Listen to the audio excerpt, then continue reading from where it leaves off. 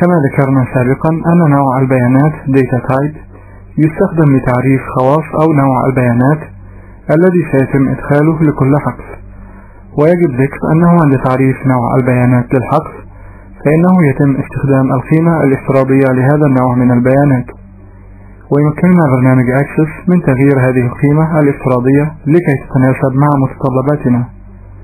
ويحتوي برنامج Access على عدة تنسيقات سابقة الإعداد لأنواع البيانات Number و Date and Time و Currency. ويجب ملاحظة أنه عند تحديد التنسيق المناسب للبيانات فإن ذلك سيؤدي إلى تحسين أداء قاعدة البيانات، حيث يتم معالجة البيانات والحصول عليها بطريقة أسرع. وللتعرف على الأنواع المختلفة لنوع البيانات Number نضغط بالمؤشر داخل أي حقل له نوع البيانات Number، ثم نضغط داخل الحقل Field Size في لوحة المتغيرات General ونضغط على هذا السهم، فتظهر قائمة بأنواع البيانات التي يمكن تعيينها للحقل من النوع Number، وهي Replication ID Double Single Long Integer Integer Byte Decimal. ونذكر هنا أن كل نوع من هذه الأنواع يحتل مساحة تخزينية مختلفة، ولهذا سيجب تحديد نوع البيانات المناسب لكل حقل على حسب البيانات التي سيتم إدخالها إليه، وذلك حتى لا يتم فقد المساحة التخزينية والتي قد تنتج عن اختيار نوع بيانات غير مناسب للحقل بدون داعي. وسوف نتعرف على الخواص المختلفة لهذه الأنواع من البيانات. وأول هذه الأنواع هو نوع البيانات بايت، ويسمح هذا النوع بإدخال قيم صحيحة تتراوح من 0 إلى 255.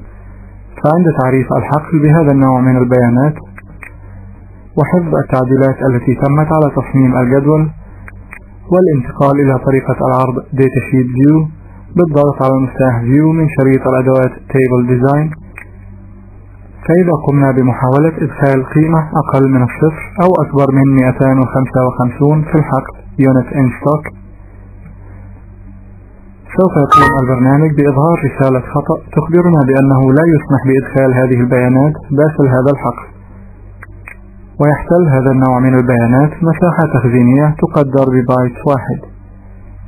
والآن ننتقل إلى طريقة العرض Design View مرة أخرى للتعرف على باقي أنواع البيانات. سنرى هنا نوع البيانات Integer، ويحتل هذا النوع من البيانات مساحة تخزينية مقدارها 2 بايت، ويسمح بإدخال أرقام صحيحة تتراوح بين هاتين القيمتين. أما النوع Long Integer فيحتل مساحة تخزينية 4 بايت، ويسمح بإدخال قيم تتراوح بين هاتين القيمتين. أما نوع البيانات Single فيحتل مساحة تخزينية 4 بايت، ويسمح بإدخال كسور عشرية Floating Point. أما النوع Double فيحتل مساحة تخزينية 8 بايت، ويسمح أيضا بإدخال كسور عشرية Floating Point. ونذكر هنا أن أنواع البيانات Single و Double تستخدم لتخزين الأرقام الكبيرة والصغيرة جدا. والنوع التالي من أنواع البيانات هو Replication ID، ويحتل مساحة تخزينية قدرها 16 بايت، وهذا النوع من البيانات لا يستخدم إلا مع قواعد البيانات التي يتم إدارتها باستخدام Replication Manager. ونوع البيانات Decimal يحتل مساحة قدرها 16 بايت، ويسمح بإدخال قيم صحيحة تتراوح بين هاتين القيمتين. وبالانتقال إلى أحد الحقول التي لها نوع البيانات Text والنظر إلى الخاصية Field Size نلاحظ ظهور الرقم 40 داخل هذه الخانة، وهذا الرقم يعني أن أقصى عدد من الحروف يمكن إدخاله داخل هذا الحقل هو 40 حرف، ويمكننا زيادة أو تقليل الحد الأقصى للحروف بزيادة أو تقليل هذه القيمة. ويجب ملاحظة أنه إذا قمنا بتقليل الحد الأقصى لعدد الحروف وكان الجدول يحتوي على بيانات، فسوف يقوم البرنامج بحذف الحروف الزائدة عن عدد الحروف التي تم تحديدها في هذه الخانة، فبإدخال القيمة 25 بدلا من 40 في هذه الخانة وحفظ التعديلات التي قمنا بإجرائها، فتظهر رسالة تخبرنا بأنه يمكن أن يتم حذف بعض البيانات، فنضغط Yes لإغلاق هذه الرسالة.